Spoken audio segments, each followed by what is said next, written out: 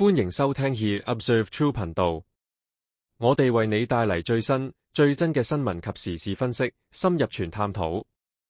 西貢市應家屯門少年協委選舉宣傳品，警方嚴正執法，呼籲市民冷靜理性。各位街坊，嚟緊12月7號就係立法會換屆選舉啦，不過啲宣傳旗同海報就提早出事。西貢同屯門就先後有4個人因為涉嫌破壞選舉宣傳品，被警方拘捕。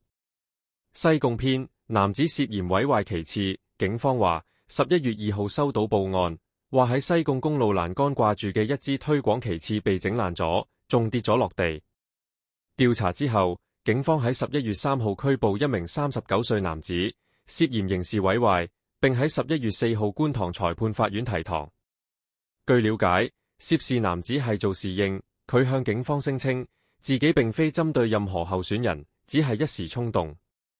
不過警方就提醒，根據刑事罪行條例，無合法理由破壞他人財物係屬於刑事毀壞罪，一經定罪最高可監禁10年。警方又強調，任何人若有行為干擾或破壞選舉，警方都會嚴正執法，確保12月7號選舉安全有序咁進行。屯門篇，3名少年涉撕毀選舉海報，另一邊廂，屯門三聖村都有類似情況。房委會職員巡查期間，發現有3張屬於選舉事務處嘅海報被人撕走。警方翻查閉路電視之後，喺愛定商場拘捕3名14至15歲少年，涉嫌刑事毀壞，並喺其中一人嘅單車上揾到破損嘅海報。3人已經獲准保釋候查。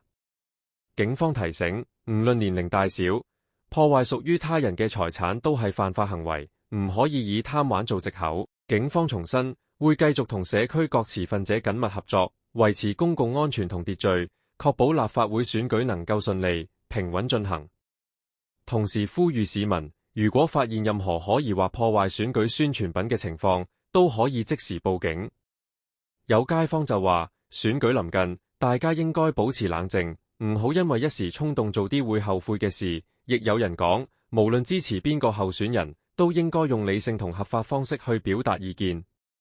如果你唔想錯過最新、最真新聞及時事分析，記得點讚、訂閱 He Observe True 頻道，撳埋鐘仔，第一時間掌握全球政情動態。多謝收聽。